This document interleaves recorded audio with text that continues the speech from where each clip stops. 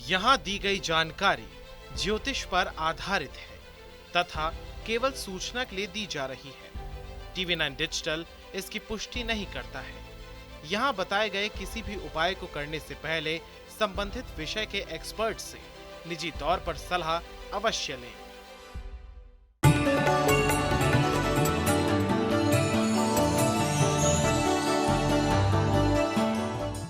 नमस्कार, astro science में आपका बहुत बहुत स्वागत है। मैं हूं आपके साथ कीर्ति अरोड़ा और मेरे साथ हैं एस्ट्रो साइंटिस्ट गुरुदेव G D Vashishtha ji. Sir, आपका बहुत बहुत स्वागत है। दाता खुशियां दे, माता रानी सदा सुखी रखे। अभी सावन का महीना चल रहा है। सावन में रोज सुबह शिव जी की पूजा करेंगे तो लाभ मिलेगा, शांति मिलेगी। ऐसे में आइए आपको बताते हैं कि सावन के महीने में भगवान शंकर की उपासना करते समय आपको किन बातों का ध्यान रखना चाहिए। साथ ही जानेंगे कि भगवान शिव को क्या चढ़ाने से लाभ होगा और क्या चढ़ाने से आपको नुकसान हो सकता है। इसके साथ साथ आपके राशि के पूरे दिन का हाल भी हम जानेंगे। गुरुदेव, सबसे पहले हम जानेंगे भगवान शिव का जलाभिषेक किया जाता है, क्यों किया जाता है और इसके पीछे क्या साइंस है और भगवान शिव का जलाभिषेक कैसे किया जा सकता है। बेटा, परमात्मा शिव का, शिवलिंग का जो हम जलाभिषेक करते हैं, जैसे एक हमारे यहाँ पर प्रथा है सूर्य को जल देने की। सूर्य को जल दे करके क्या मिलता है? सूर्य को जल लाल गुलाब, लाल गेरू या गुड़ शक्कर, ये थोड़ी सी जल के अंदर डाल के जब हम सूर्य को जल देते हैं तो हम ऐसे ऊपर करके जल देते हैं ताकि हमारे सामने से धार जाए और सूर्य की किरणें सीधी उसके ऊपर पड़े और उनमें से वो जो सातों रंग बह रहे हैं, सूर्य के साथ में आ रहे हैं, वो पानी में से होकर के जब हमारे मस्तक के एरिया के ऊपर आकर के टकराते हैं तो ऊर्जा अंदर जाती है। तो सातों ग्रह अच्छे होते हैं। राहु केतु ग्रह नहीं है, ठीक है? तो बाकी सातों ग्रहों की ऊर्जा हमारे अंदर जाती है। ये हमें बलवान बनाती है, शरीर को स्वस्थ करती है, ऊर्जावान रखती है। इसीलिए सूर्य को जल दिया जाता है। ये साइंस है और बहुत बड़ी साइंस है और अभी तक किसी को ना समझ आने वाली साइंस भी है, ठीक है, मॉडर्न साइंस में। लेकिन जिस दिन इसका गुण पता चलेगा तो सारे साइंटिस्ट आपको सूर्य को जल देते हुए नजर आएंगे, ठीक है? ये चीज इसी प्रकार से इंसान जब गृहस्थी में होता है, दुनियादारी में होता है, समाज में होता है, तो उस इंसान का स्वस्थ और कूल यानी कि ठंडे दिमाग का रहना बहुत जरूरी होता है, ठीक है? तो ऊर्जा हमने सूर्य से ले ली, लेकिन ऊर्जाओं को बैलेंस करने के लिए हमें वाइट एनर्जी यानी कि जो चंद्रमा की एनर्जी है उसकी बेइंतहा जरूरत है। हमें ये ऊर्जा किस प्रकार से मिलती है? एक तो हमें मिलती है मंत्र जाप से, जो भोलेनाथ का पंचाक्षर मंत्र है। ओम नमः शिवाय नहीं, वो पंचाक्षर मंत्र है नमः शिवाय, नमः शिवाय, नमः शिवाय। ये पंचाक्षर मंत्र है, ठीक है? लोग ओम लगवा देते, क्यों लगवा देते पता नहीं। तो पंचाक्षर बहुत शांति देता है और जो इंसान दिन के अंदर समय समय पे नमः शिवाय, जिसका कि कोई समय नहीं, रात्रि में भी दिन में भी किया जा सकता है, इसका जाप करके चलता है, वो अपने मन को बल देता है, श्वासों को बल देता है, नींद अच्छी आती है और ऐसा इंसान ठंडे दिमाग से ही हर फैसले लेता है जो नमः शिवाय का जाप करता है। अब यही जाप करते हुए जब आप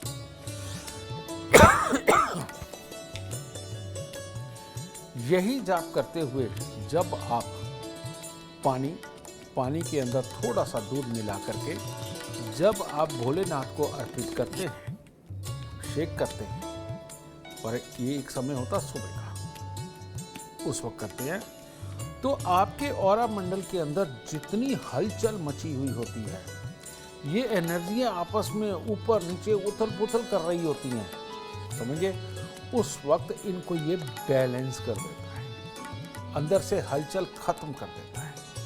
और ये हलचल जैसे ही हमारे ऑरा मंडल से खत्म होती है तो वो बहुत तेज़ी से धड़कने वाला दिल वो शांति की तरफ जाता है। बहुत तेज़ी से भागने वाले जो विचार है वो ठहरने लगते हैं, और ठहरे हुए विचार ही इंसान को सही डिसीजन तक पहुंचाते हैं। जब भी कोई प्लान बनाना हो, घर की कोई डिस्कशन करना हो, किसी भी तरह का ज़िंदगी का कोई प्लान करना हो, तो आदमी कुर्सी पे बैठ के आराम से सोच करके फैसला लेता है, ठीक है।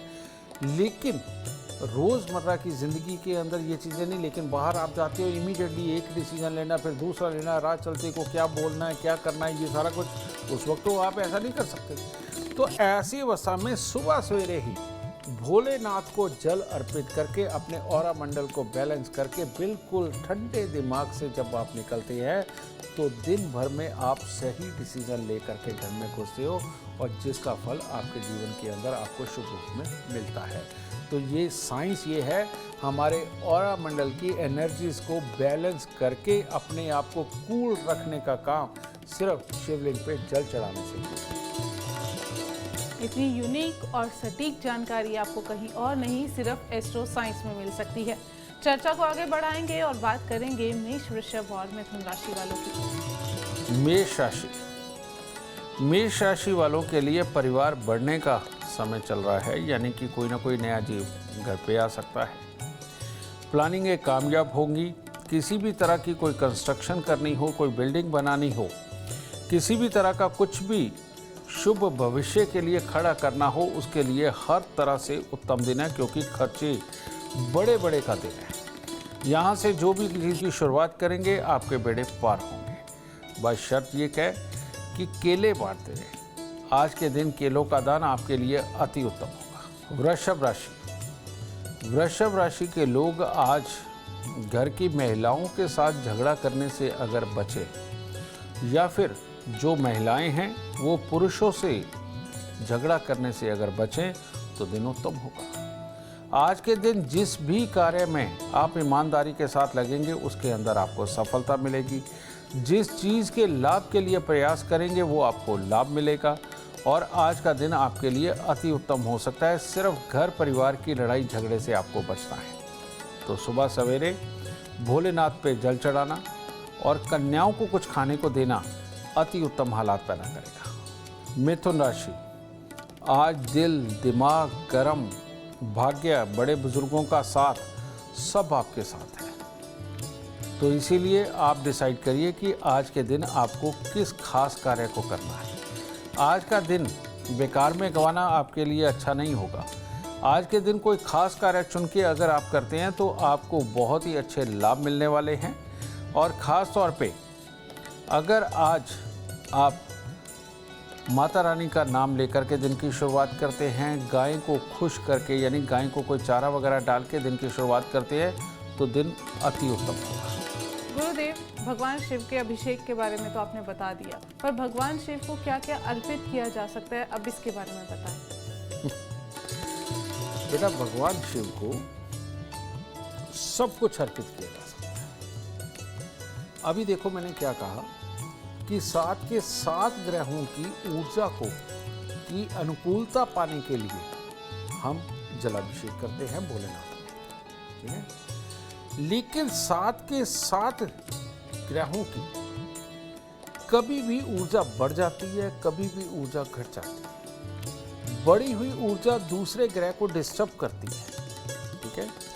तो इसीलिए हमारे यहाँ पर भोलेनाथ को अलग अलग समय के अंदर अलग अलग चीज़ें अर्पित करने को कहा जाता है।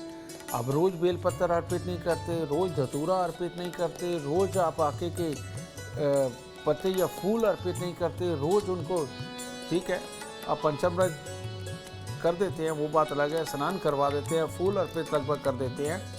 तो ये सारी चीज़ें अर्पित की जा सकती हैं। हर तरह की मिठाई, हर तरह का जो पौष्टिक खान पान जो हम भी खाते हैं, जो भी एक इंसान खाने से स्वस्थ रह सकता है, वो सब कुछ भोलेनाथ को अर्पित किया जाता है। लेकिन कैसे?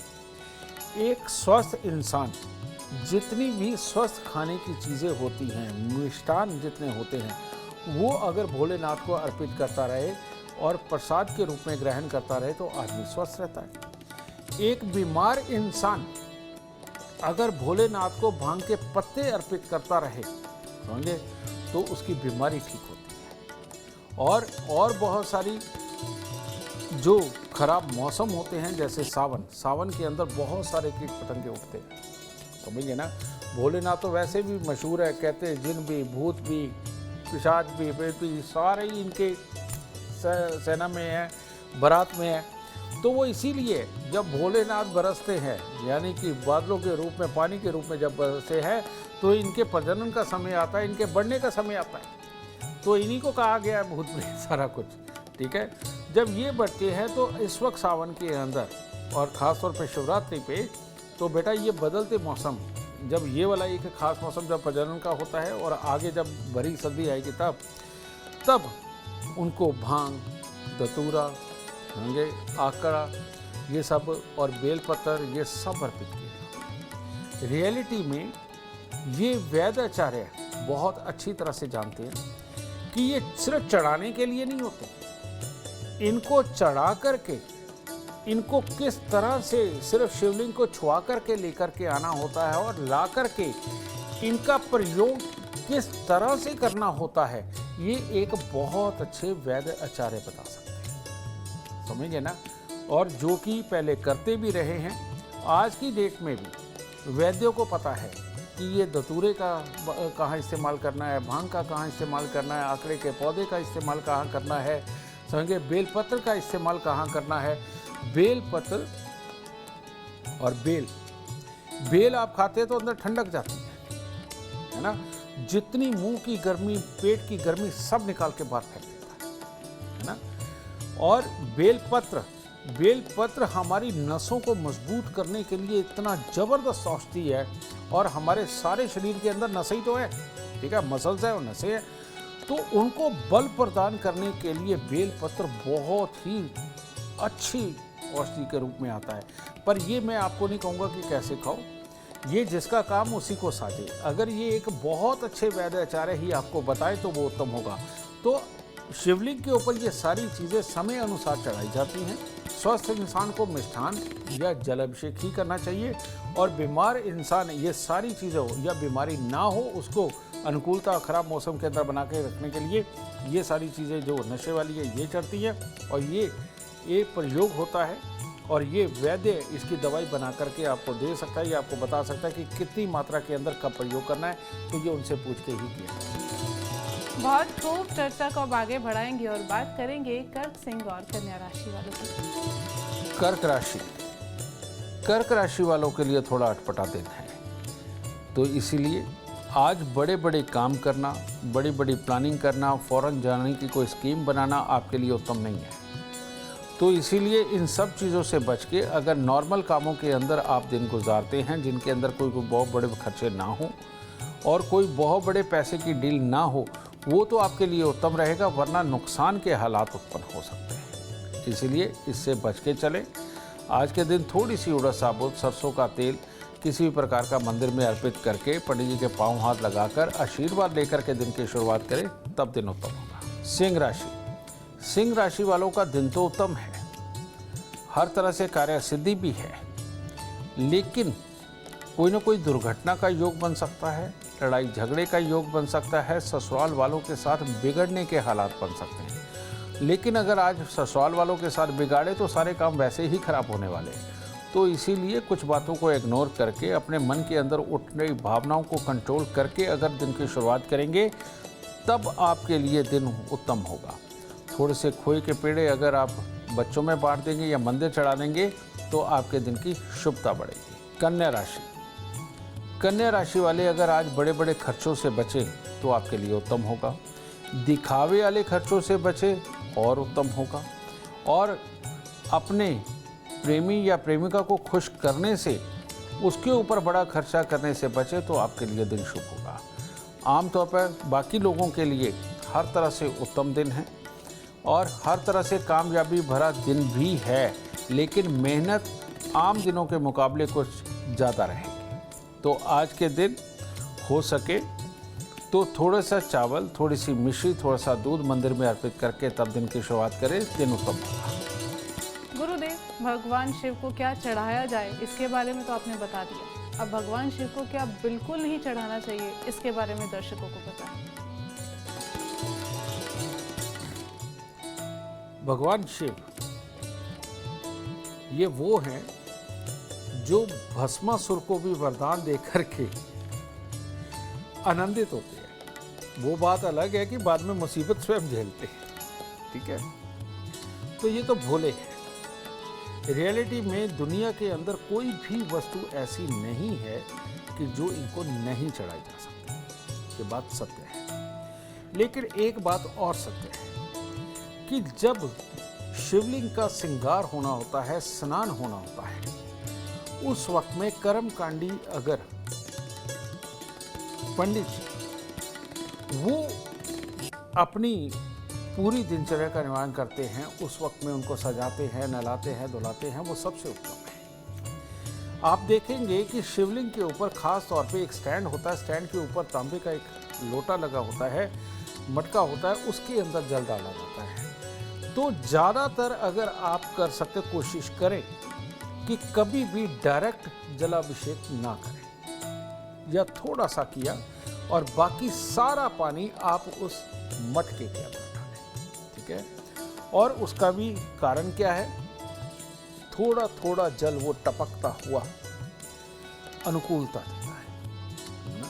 क्योंकि सारा दिन आप अगर पानी के बहाव में रहेंगे तो थोड़ी देर अगर पानी में रहना आपको स्थिर करता है, लेकिन बहुत ज़्यादा देर पानी के अंदर रहना, बहते जल के अंदर रहना, आपके अंदर एक उतावलापन भी पैदा करता है। और इतना ज़्यादा उतावलापन कि उसके बाद सुस्ती आती है। जब पानी से आप निकलते तो सुस्ती आती है, नींद आती है। तो इसी चीज़ को सोच करके थोड़ी देर के लिए थोड़ा सा जलाभिषेक करना ये उचित माना जाता है। उसके बाद वो लोटे के अंदर आप जल डालें, ठीक है, वहाँ से बूंद बूंद करके शिवलिंग पे आता रहे, वो ज़्यादा उत्तम है।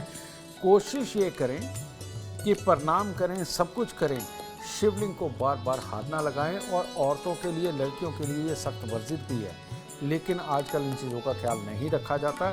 तो बेटा शिवलिंग को ज़्यादा छुएं नहीं, यही एक वर्जित है।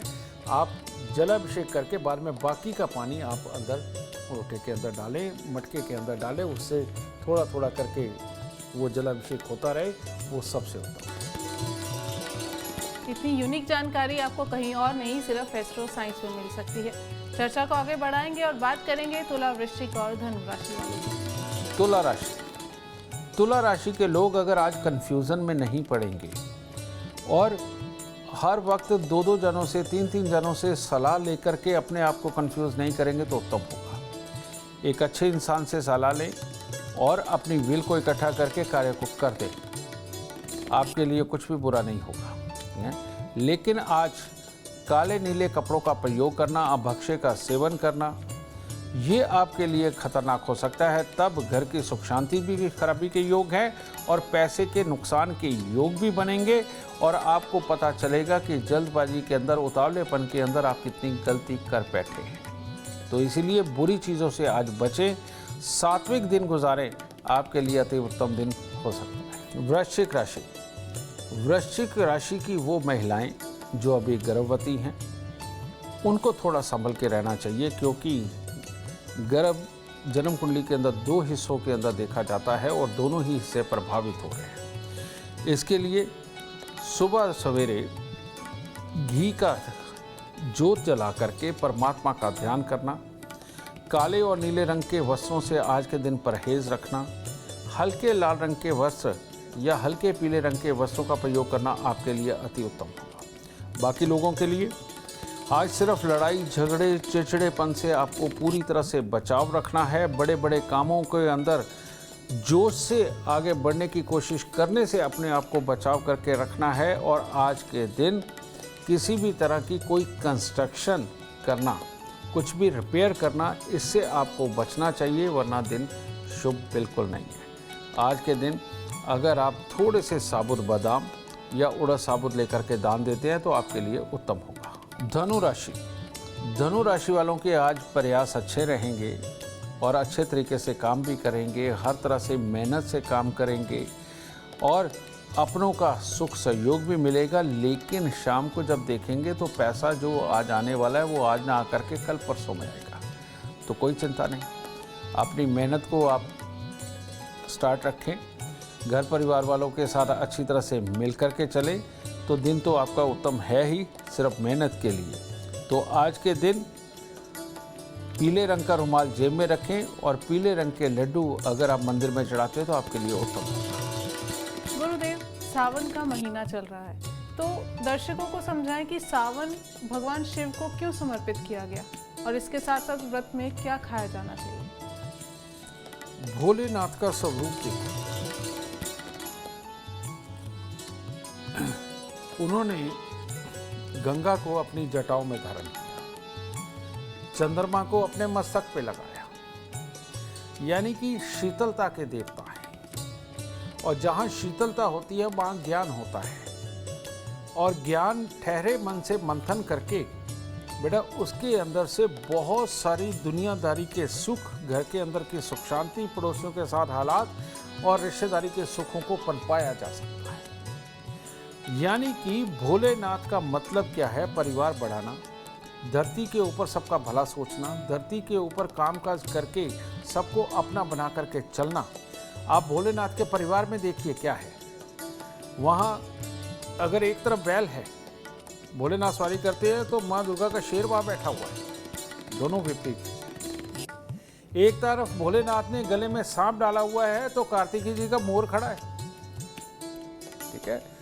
और इन सबसे हटके सांप चूहे को खा जाता है तो गणपति जी का मुश्क भी वहां पे, समझे। यानी कि दुनिया के अंदर भांति भांति की ऊर्जाएं तो हैं, लेकिन अपने आप को बैलेंस करके रखना ये सिखाता है शिव परिवार, शिव पूजा। अब हम सृजन रोक नहीं सकते, रोकना भी नहीं चाहिए, समझे। धरती पे वंश वृद्धि भी होती है, हमारी भी, जानवरों की भी, कीट पतंगों की भी, सबकी, ठीक है। तो ये खास मौसम है जिसके अंदर अट्रैक्ट होते हैं जीव एक दूसरे की तरफ। तो जब ये अट्रैक्शन होती है तो इसके अंदर मेल फीमेल दोनों की ऊर्जा बहुत खपत होती है, समझे। इस खपत के अंदर यहाँ पर सावन के अंदर नए नए पकवान बना करके खाना, मीठे पकवान बनवा के खाना, जिससे कि शरीर की ऊर्जा बनी रहे, ये विधान बनाया गया सावन में। लेकिन इसके साथ ये जो भांग धतूरा, ये वो आके पौधे, ये सब कुछ चढ़ाए जाते हैं, भांग के पौधे चढ़ाए जाते हैं, ये क्यों? कि औषधियों का भी ख्याल रखो कि इन दिनों में कोई एलर्जी ना हो, इन दिनों के अंदर कोई आप बीमार ना पड़े, गर्म सर्द ना हो जाए। यहाँ पर ये कटु औषधियाँ जितनी भी हैं ये काम आती हैं। और नहीं तो आप देखो, बाहर बरसात में जाके आते, घर में आते, जुकाम हो जाता है, बुखार हो जाता है। इस मौसम के अंदर इम्यूनिटी इतना साथ नहीं देती, तो उसके लिए मीठा खाना बहुत ज़रूरी है। लेकिन बीमार हो जाए, जो कि पूरी संभव होता है इस मौसम के अंदर, उसके लिए औषधि भी भोलेनाथ पे चढ़ाई जाती है। ये बताया जाता है कि भाई इन दिनों के अंदर किसी भी बीमारी को बहुत ज़्यादा मत बढ़ने दो, अपने वैद्य के पास जाओ, अपने डॉक्टर के पास जाओ और इसका इलाज करो, समझे। तो सही मायने में भोलेनाथ का मतलब संपूर्ण जीवन, वंश वृद्धि, अपने आप को स्वस्थ रखने के लिए क्या करना चाहिए, क्या खाना चाहिए, और अपने आप को स्वस्थ रखने के लिए किस प्रकार की औषधियों का प्रयोग करना चाहिए, हमें ये सिखाता है सावन, ठीक है। कि बढ़ना है, और जब बढ़ने के साथ में कुछ ना कुछ नेगेटिव चीज़ें भी आती हैं, उनसे बचना भी है। और बचना कैसे, ये सिखाता है सावन। तो इसीलिए भोलेनाथ के इस उत्सव के अंदर अच्छे और बुरा सब कुछ है, बस उसको बैलेंस करना आना चाहिए। भोलेनाथ आप रोज रोज तो नहीं पढ़ा सकते, उन्होंने पढ़ा दिया वैद्यों को, उनकी शरण में भी रहिए, और संस्कारों के आपको पहले संस्कारों के रूप में दे दिया तो संस्कारों में रहिए, जीवन बैलेंस रहेगा। सावन में खुशी खुशी है। आपके हर प्रश्न का आंसर गुरुदेव के पास है, और आपकी हर परेशानी का हल एस्ट्रो साइंस ऐप के पास है। तो एस्ट्रो साइंस ऐप डाउनलोड करना बिल्कुल ना भूलें। चर्चा को आगे बढ़ाएंगे और बात करेंगे अब मकर, कुंभ और मीन राशि वालों की। मकर राशि वालों के लिए, माँ के लिए और मामा परिवार के लिए आज दिन कुछ खास शुभ नहीं है। बाकी हर तरह से अपने किए गए प्रयासों के अंदर आपको सफलता मिलेगी। कोई भी कार्य करें, यार दोस्तों की मदद करें, खुशी मनानी हो, हर तरह से उत्तम है।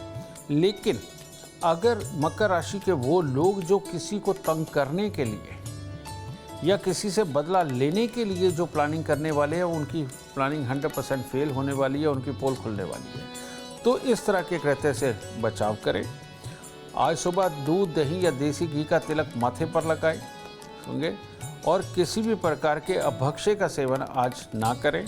भोलेनाथ पे जल चढ़ाएं, तब दिन शुभ होगा। कुंभ राशि। कुंभ राशि के लोग जो भी काम बहुत सीरियस होकर के, प्लानिंग बना करके, एक दूसरे से सलाह करके जो कार्य करने वाले, उन सब के अंदर सफलता मिलने वाली है। इसके साथ आज आपकी मेहनत में कोई कमी नहीं, प्लानिंग में कोई कमी नहीं।